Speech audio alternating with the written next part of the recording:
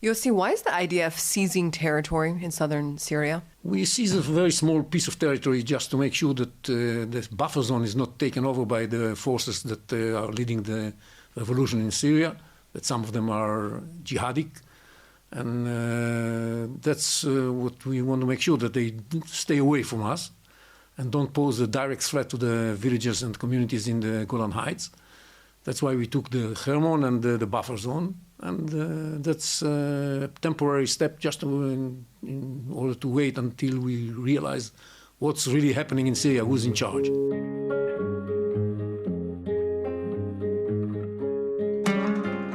Joining me today is Brigadier General in the Reserves, Yossi Kuperwasser. He is the director of the Project on Regional Middle East Developments here at the Jerusalem Center for Security and Foreign Affairs. Thank you very much for joining me today, Yossi. Thank you, Sarah. Why is Israel striking in Syria? Israel is striking in Syria for a simple reason. It wants to make sure that following the fall of Assad, the weapons that were in Assad's army's hands are not going to fall in the wrong place and in the hands of dangerous people. And we have the experience of what happened in Libya after the fall of Gaddafi, of what may happen with the weapons that are left behind. So we need to make sure that they don't fall in the hands of the leading elements in the new regime in Syria that are said to be leaning towards jihadic organizations, and that we want to make sure that they are not being sold all over the Middle East and cause instability and harm for Israel itself and for other elements in the Middle East. And that's why we have to strike them and make sure that they are dismantled. These arms also include the capabilities to produce. We deal with a lot of production facilities of chemical weapons. There are also probably some residual chemical weapons but mostly it's the capabilities, the production facilities of chemical weapons that we destroy. And not only chemical weapons, all kinds of strategic weapons that are being produced by the infrastructure that was built by President Assad. What is the strategic importance of Mount Hermon in southern Syria when it comes to Israel's defense? Well, Mount Hermon is a special place from defense point of view because it allows you to watch over the entire area, both to the east, Damascus and the rest of the Golan Heights, and to the west, towards Israel itself.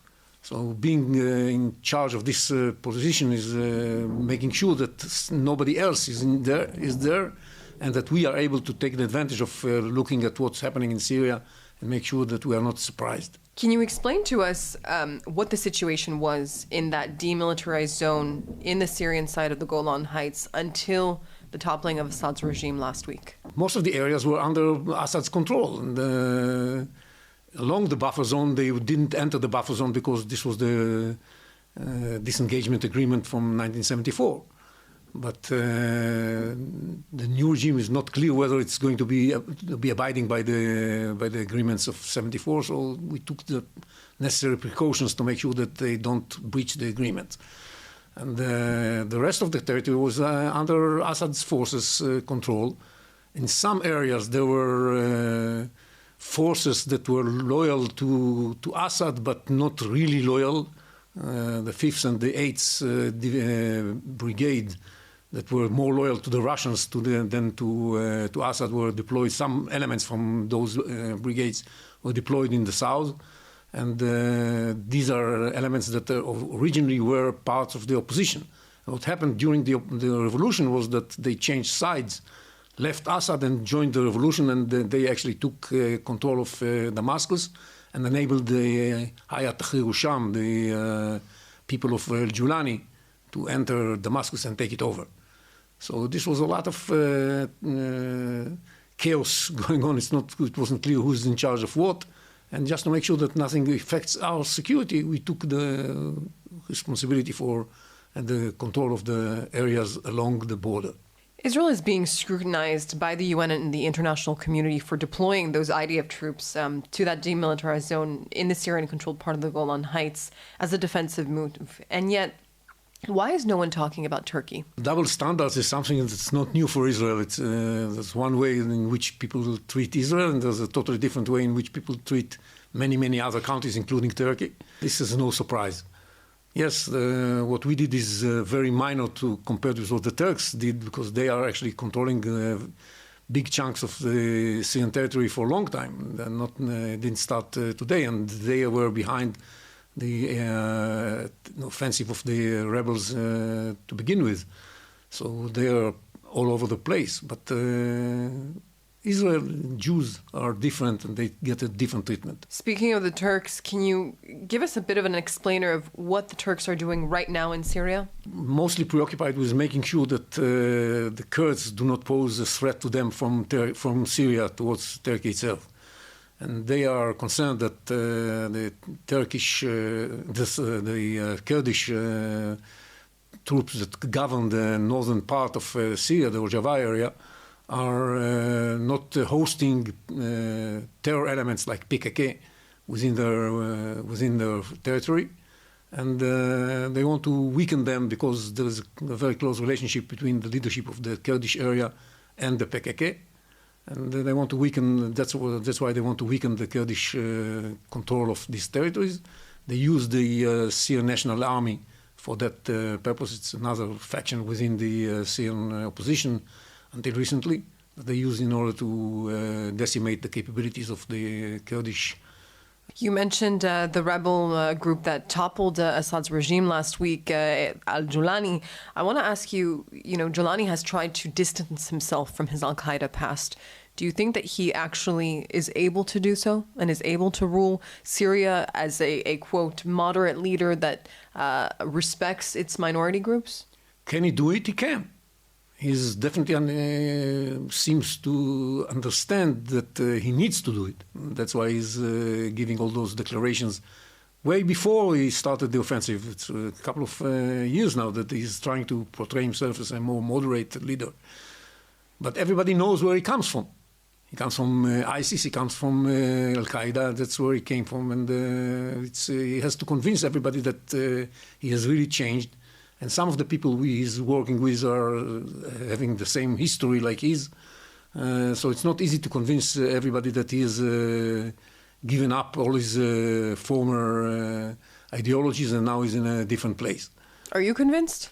I'm not convinced. I'm ready to give him the benefit of the doubt and wait for him to prove that this is the case. If this is the case, we can work with him. If it's not the case, we have to be very careful. The void that Iran has left here, and of course Iran and Assad's regime being toppled, does leave the opportunity for other threats, pre-existing threats like Daesh, like ISIS, to re-emerge. How concerned is Israel with that?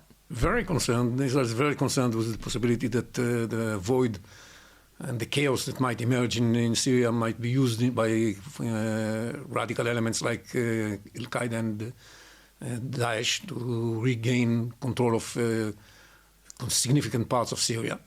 And that's why we are watching very closely what's going on, how the situation unfolds. It's nobody knows what's going to happen, and all kinds of pessimistic scenarios have to be taken into account. It's beyond that. We have to build an entire new system of intelligence in order to be knowledgeable about what's going on to happen. And because everything you knew about Syria until now is not necessarily going to tell you what's going to happen from now on. And so we have to be prepared for all eventualities. Do you believe that what we witnessed in Syria could inspire other extremist groups in other countries in the region to also topple their governments, specifically in Jordan? For sure. It's going to serve as a big inspiration for all kinds of radical elements and for all kinds of people that think that they are living under a repressive regime. This is not the case in Jordan. The king doesn't have a repressive regime in Jordan, on the contrary. And the Muslim Brotherhood in Jordan are part of the system. But definitely this is something that certain elements within Jordan, the more radical ones, might look as an opportunity, might consider to be an opportunity, and they might have all kinds of ideas about what needs to happen. And that's why the right thing to do right now is to be very cautious and very careful and make sure that nobody takes advantage of this new inspiration. Yossi, how has the toppling of the Assad regime changed the Middle East? First of all, it changed the Middle East in the sense that the Iranian axis is really broken. Because you cannot have an axis without the main wheel of the axis. And this was Assad, because Assad allowed the Iranians to use Syrian territory in order to arm Hezbollah, in order to send arms also into Jordan and to the Palestinians in the areas controlled by the Palestinian Authority. And this was very dangerous for everybody, also used for other things like exporting and smuggling Captagon and things that are less part of the activities of the Iranian axis, but still help the Iranian axis. So all of that is behind us. And we saw Naim Qassem saying that from now on it's going to be difficult for Hezbollah to get arms from Iran. That's true and that's good. At the same time, it's also good because it puts Hezbollah in Lebanon in a much different situation. The Iranians are not going to be able to have the same impact on the way Lebanon operates from now on. And this would mean a major weakening of Hezbollah and may eventually bring about a change in the power equation in Lebanon, which is a very optimistic and positive development.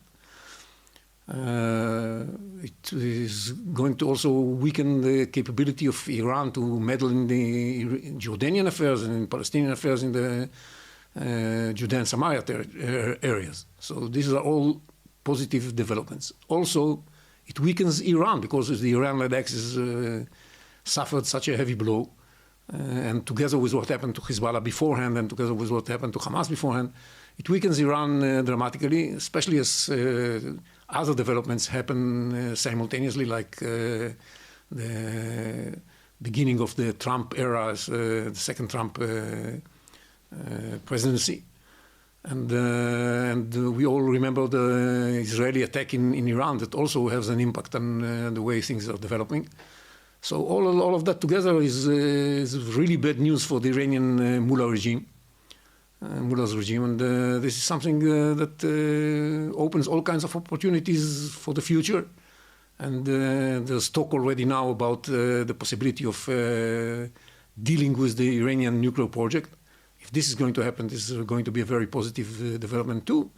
And this is going to have an impact on the readiness of Saudi Arabia to join the Abraham Accords, and these are all things that are going in the positive direction.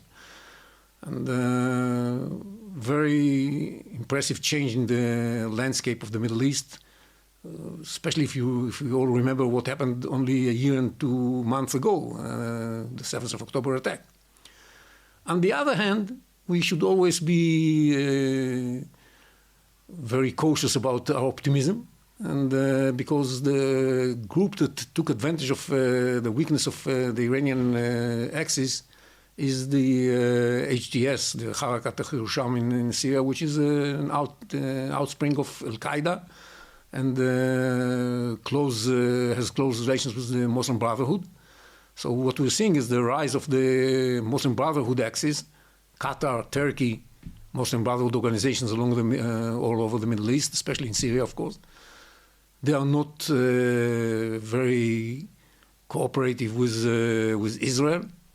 The relations with the West are better than those of Assad and Iran, but still their ideology is very much against the West culture, the West civilization, Western civilization. So we have to be very cautious and look carefully about what can happen due to that. And I'm sure that countries in which there are strong Muslim Brotherhood organizations like Jordan and Egypt are going to be concerned with what happened. Yossi Kuperwasser, thank you very much for joining me today. Thank you.